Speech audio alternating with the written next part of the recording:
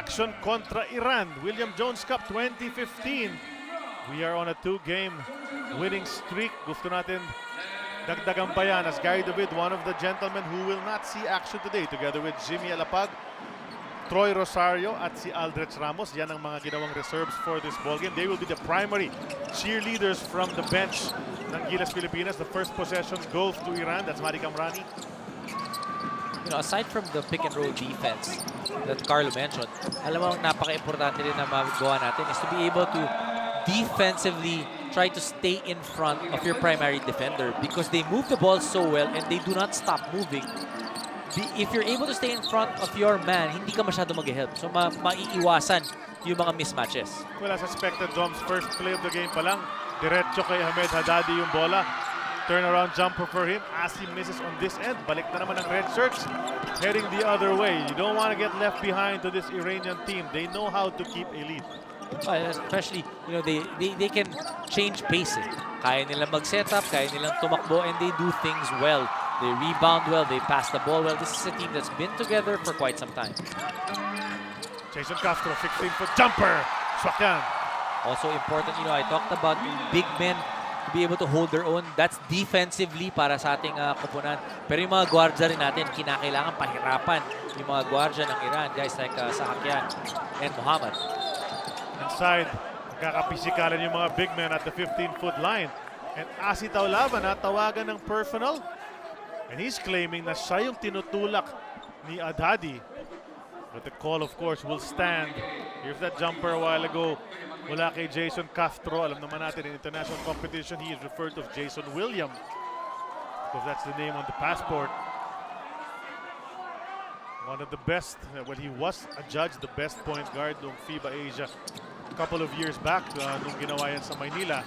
Parang kailan lang, no? Pero 2 years na yun. That's right. In fact, coming up na nga yung tournament again.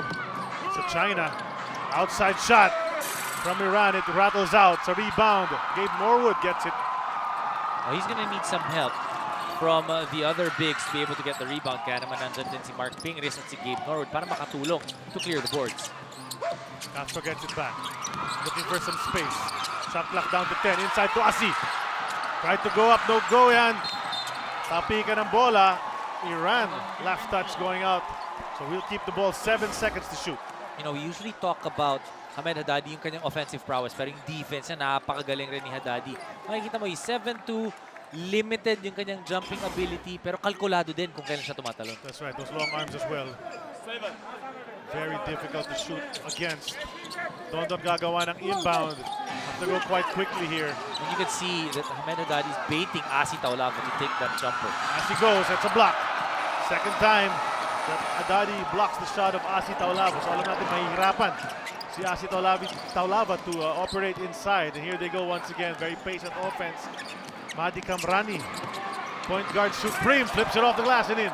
Kamrani, very familiar with international competitions, been with this team for quite some time. We saw him here in 2013 and it was also very, very impressive. You talk about Kamrani, muntik na naglaro sa PBA yan.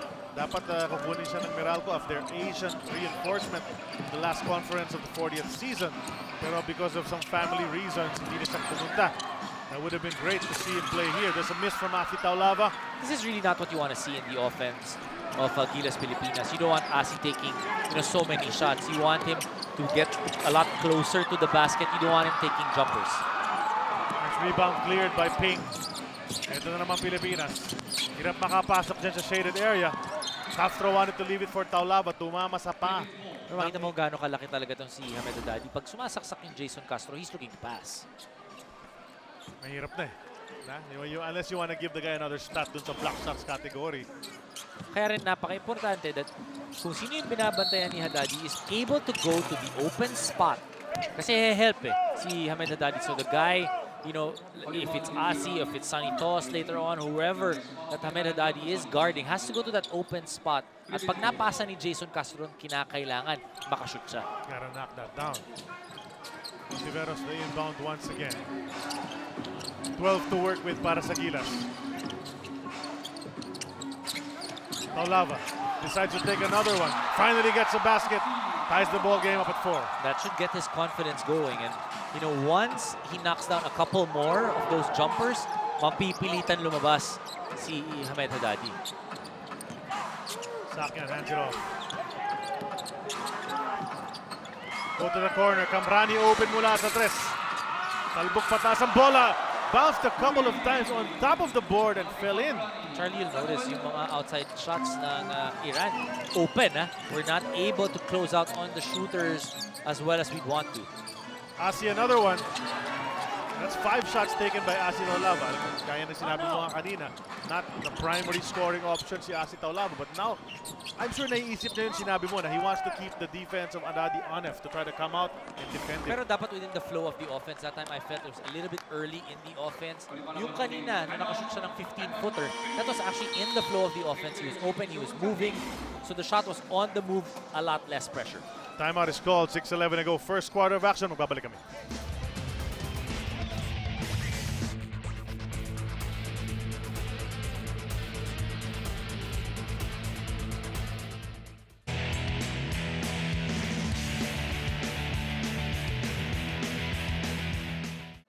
Tuloy-tuloy ang laro ng Gilas Pilipinas sa William Jones Cup 2015. The player to watch.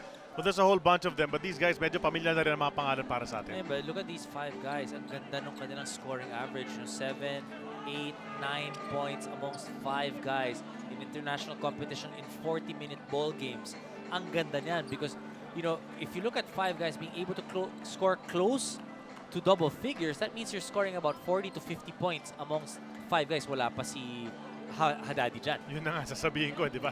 Player to watch, hindi pa nga nandyan yung main guy nila who's averaging in double digits. 11.2 points a game for Hamed Haddadi. He scored the first 2 points of this game. Pero right now, score natin 74. Gilas Pilipinas, hirap makapasok sa shaded area. As expected, the size of Iran, umiiral dito. They have the ball. Sakyan. Huwag natin kalimutan, Sakyan was actually judged in that mythical 5 noong FIBA Asia 2013 nung ginawa yan sa Manila. Oh, good help. That time on the defensive end by Mark Pingris. Napangiti na lang si Mark Pingris. Kala niya, nakuha na niya yung possession. And look at him leaping against the much bigger fellow from Iran. 5 seconds to shoot para sa Iran. It looks like there's a timeout called to try to set up something here with 6:01 remaining. Starting first quarter. Coach Tab Baldwin complaining about the foul that should have been called on Haddadi.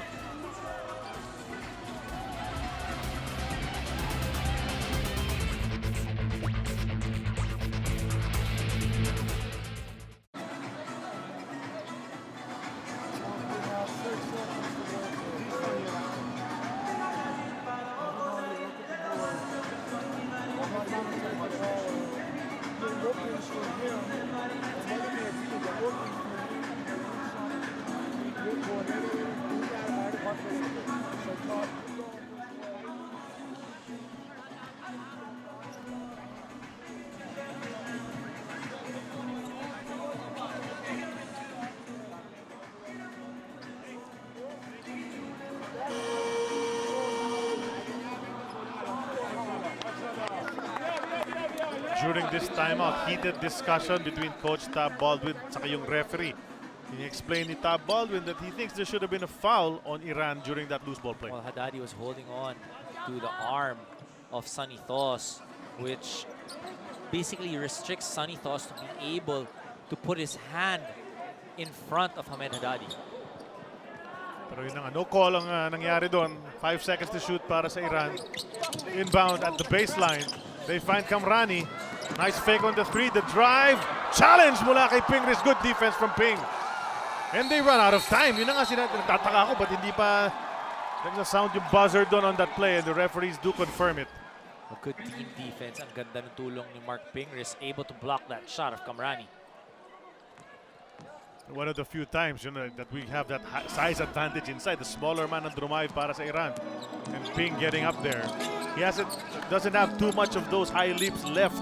Pero paminsan-minsan nagagawa pa rin ni Ping yan. Toss. The drive kontra kay Haddadi, but missing the lefty layup. Was surprised na hindi siya nasundan. iniwanan siya, no? Ganda ng move niya. He attacked that basket on the left side. Need to be able to knock that down. Well, that's what the presence of Ahmed Haddadi can do. Makes you look, even when he doesn't follow. Another miss from Iran. Chance makalapit ng Pilipinas. Norwood goes to Castro. Quick three. Knocks it down. Gabe Norwood, you can see he's getting more and more comfortable with the system of Coach Tab Baldwin. Nahahanap na yung shooters niya.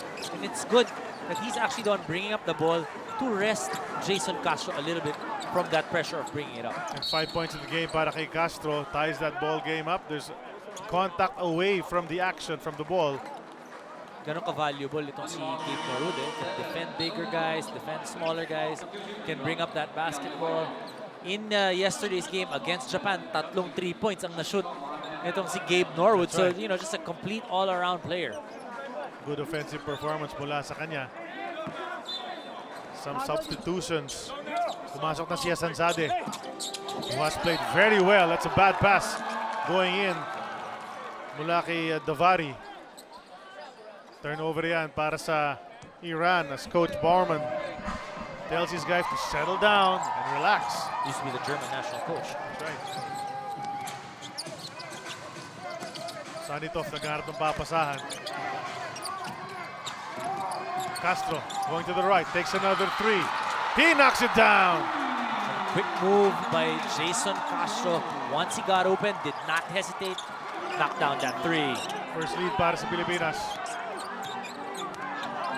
8 points na para kay Castro, nakaagaw pa, nagmamadali. And that's a preventive foul mula kay Ahmadi Kamrani as Castro crossed the timeline. I was really surprised with how Haddadi handled that play. You know, good defense, yung dig nitong si Jason Castro to be able to make Haddadi think twice, but I think Haddadi was a little bit careless that time.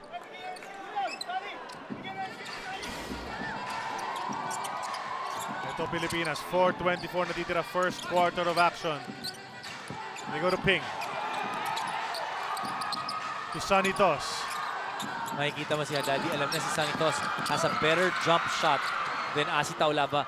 Lumabas siya agad. Nagka-challenge, but they lose the ball on that play. Castro with a turnover. Drive mula sa Iran. Lefty layup doesn't go. Quick bounce up from Davari. Pupunta siya sa linya para sa dalawang free throws. This is a time when Coach Tab Baldwin usually rotates his players. Guys like Terrence Romeo, Calvin Abueva, guys come in and have that spark all of a sudden. The thing about this Iranian team, and we've been talking about it, and our friends, especially Carlo Pamituan, na kasamahan natin na nandiyan ngayon sa Taipei. You know, the Iranian lineup, they have some veterans, but they've already groomed, or they are grooming some young guys to take the place of these more senior players. And you can see that. Yung palitan ng tao, a younger guy comes in, and they've improved so much. You know, ito si Argavan, yung kanilang backup center. Pag lumalabas si Haddadi, has been able to play really well sa torneyong ito. At yun naman ang kinakailangan, you know, that continuous program that, you know, changing of the guards, you learn dun sa mga mas nakakatanda o nakauna sa'yo. And to be able to really keep that program going and win consistently. And to remind everyone, itong larong ito will be replayed on Action TV at 7 p.m. this evening. That's an offensive foul on Sunny Toss. Turnover para sa Gilas Pilipinas. Balik ang bola sa Iran. Trying to set that screen to get Norwood free. Oo nga. Pero pinasabit. That's number 15, or number 16 rather, Farid.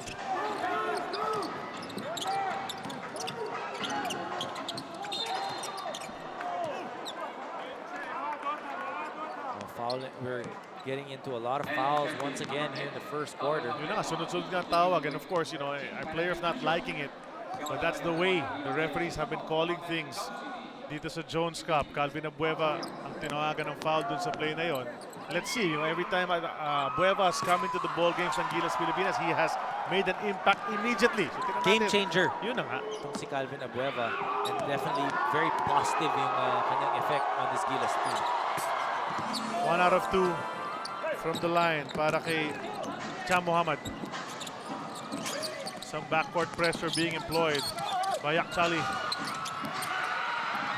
And this is what I was talking about. Nung kanina nagbababa ng bola ito si Gabe Norwood, it relieves the pressure of Jason Castro. But that time, they're really pressuring him. And once you pressure a guy, it is a lot harder for him to bring down that basketball. So you exert a lot more energy. Okay, magpapahinga na nga si Jason Castro. see who's in the ball game. The golden boy para sa Gilas Pilipinas. Not just because of his hair, yung kanyang laro has been really stellar in this tournament so far. Terence Romeo. Ang ganda ng decision making ni Terence dito sa laro dito. They say they didn't touch it. But anong sabi ng referee? Wala ng Pilipinas. They're gonna look at Terence Romeo and defend him. Na-scout na yan. Alam nila, he's a weapon. Sabi nga ni Jordan Clarkson, di ba parang Allen Iverson daw. Itong si Terence Romeo. So basically, Jordan Clarkson believes that Terence Romeo, give him space, let him create, and if he is not able to get to the basket, pass it on to the shooters. Handoff Sandy Abueva kay Mo. But the foul had been called prior to that. Pink comes out to receive. 10-0 lang ating score, 3 minutes and 10 natitira. First quarter of action. Philippines trying to go on a 3-game winning streak. Romeo lets fly, no go. Offensive rebound para kay Norwood. He'll pass it around. 7 to shoot. Kick out. Bakbakan away from the ball. Double foul ang tinawag. That's going to be on Abueva and Davari. Well, Abueva already trying to get position for that offensive rebound, but second personal foul para kay Abueva. So may force Coach Tab Baldwin to rest Abueva. Nagkasabitan yung kanilang mga arms dun sa play na yun. Bagsak ang player ng Iran, but the referee caught it from underneath. And so, a short appearance. Oh, nakakabitin yan. Especially if you're Calvin Abueva, you've got so much energy, so positive for the team, then matawagan ka ng dalawang foul na ganun. Halos isang minuto pa lang ang nilalaro niya. Romeo's gotta go. A second to shoot. RDO. Masyado malakas sa kanyang tira. Ito ng Iran. Tatakbo.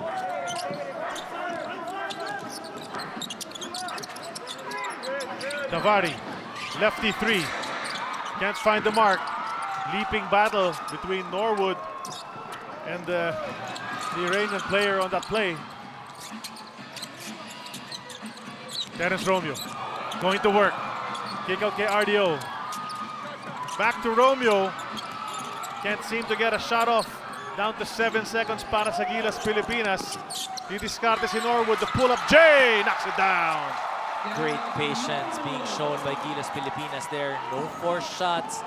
Gabe Norwood, he's beaming with that confidence coming from that previous game against Japan. That's right. Okay lang, tuloy-tuloy lang. Confidence in that shot from Gabe Norwood. Here's a shot from outside for Iran.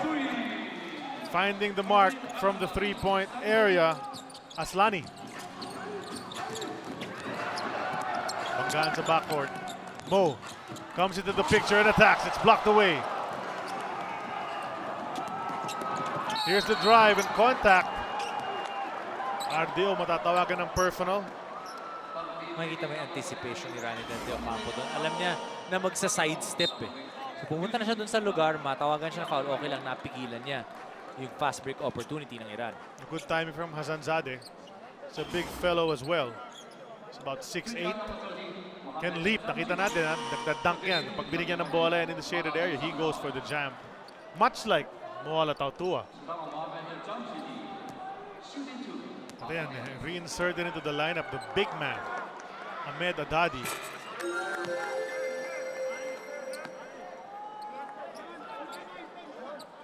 The only one in the lineup of either team, of course, with NBA experience, and he was there for a number of years. 1 out of 2 once again from the line. 2-point lead para sa Iran. 1 minute and 23 natitira. First quarter action. Here's Romeo once again. Dribbling display off the glass. He gets it. Terence Romeo, he is just improving game in and game out, getting more and more comfortable shooting over 7-footers. A nice story na sinabi sa atin ni Carlo Pamintuan about the day 5 dyan sa Taipei ng Jones Cup team natin. Eh, nagkwekwentuhan palagi si Romeo at si Jason Castro, and Romeo asking all sorts of questions to try to improve his game. Over dribbling though at that point, and a turnover para sa Pilipinas. But you always appreciate a guy already with all his talents wanting to learn some more from a veteran like Castro. That's a Master Guapo move brought to us by Master Face Scrub. Sikreto ng mga guwapo. kahit yung interview nitong si Terence Romeo in the previous game, he scored really well against Chinese Taipei. In interview siya, sabi niya, I give credit to my teammates. Sabi niya, it's just one win and they're really going for the gold. Nice shot again mula kay Ahmed Haddadi, pero medyo nagkakapisikalan pagkatapos ng basket. And a foul was called. Looks like it's a double foul once again.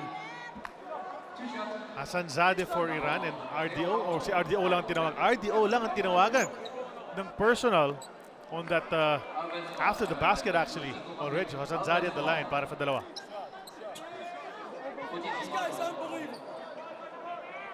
And we can hear Coach Tab Baldwin. Obviously not happy with the referees in today's ball game. It looks like they're not going to give him free throws. It's possession para sa Iran. So hindi nakabalik ang bola sa Gilas Pilipinas. Haddadi going up. And Romeo. And here some things are heating up. Tautua and Haddadi. And Haddadi telling his teammates not to come over.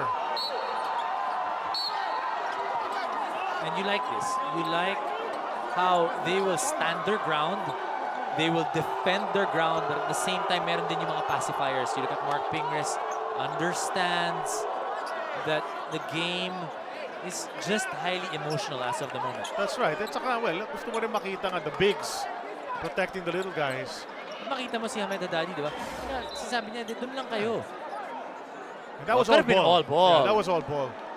On the replay, of course, malinaw na malinaw yan sa slow-mo, no? Pero foul had been called.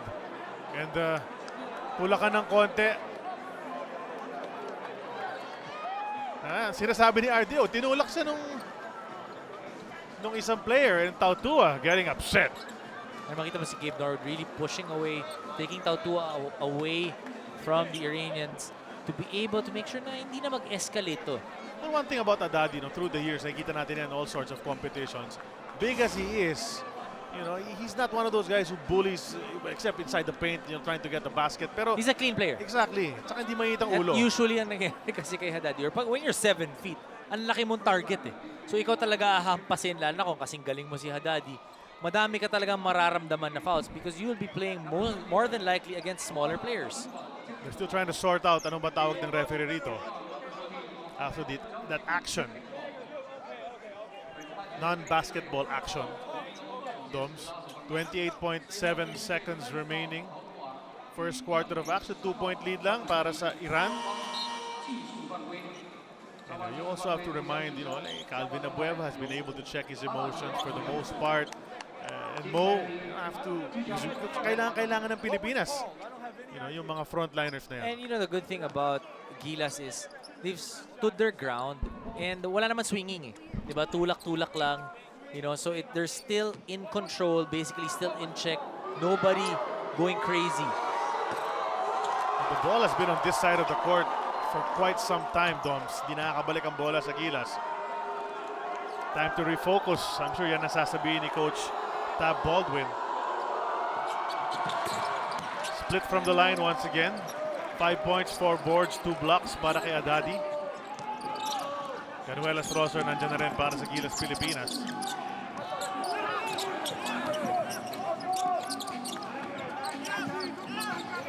They go to Mo. 4-second differential game clock and shot clock. Gabe's 3. Last second shot. Good patience by Gilas Pilipinas rotating that basketball. On if defense for 2 seconds. What are they gonna do? Unaware sa oras si Ahmed Haddadi. And time expires on quarter number 1. Just a 3-point lead para sa Iran. 17-14 over Gilas Pilipinas. Back with second quarter action.